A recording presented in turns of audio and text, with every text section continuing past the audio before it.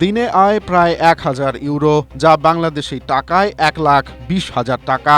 কিন্তু এত টাকা দেওয়ার পরেও গ্রিসে খেতে খামারে কাজ করার মতো একজন স্থানীয় লোক পাওয়া যাচ্ছে না। ব্যবসা গরম আর তীব্র তাপপ্রবাহের কারণে এমন চরম সংকটে পড়েছে দেশটির বৃহত্তর কৃষিখাত। তবে সমাধান হিসেবে এগিয়ে এসেছে মিশর।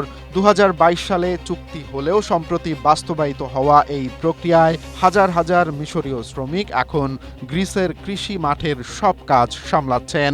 প্রতিদিন ভোর ৫টা থেকে দুপুর পর্যন্ত রোদের তীব্রতা এড়িয়ে কাজ করছেন তারা। মিশরীয়দের দাবি, কাজের পরিবেশ নিরাপদ হলেও তাদের মূল উদ্দেশ্য আয় বাড়ানো।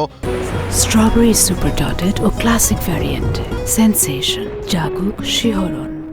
অন্যদিকে গ্রিক খামার মালিকরা বলছেন বাইরের শ্রমিক দিয়ে কাজ করানো মোটেও সস্তা নয়, কারণ তাদের বেতন ছাড়াও থাকা, খাওয়া ও বিদ্যুতের পুরো খরচ মালিককেই বহন করতে হয়।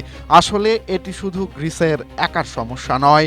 জলবায়ু পরিবর্তন ও জনসংখ্যা কমে যাওয়ায় পুরো ইউরোপেই তৈরি হয়েছে এই কৃষিভিত্তিক সংকট। পরিস্থিতি সামলাতে সম্প্রতি আরও ৩৬,০০০ বিদেশি শ্রমিক নেয়ার সিদ্ধান্ত নিয়েছে গ্রিস সরকার।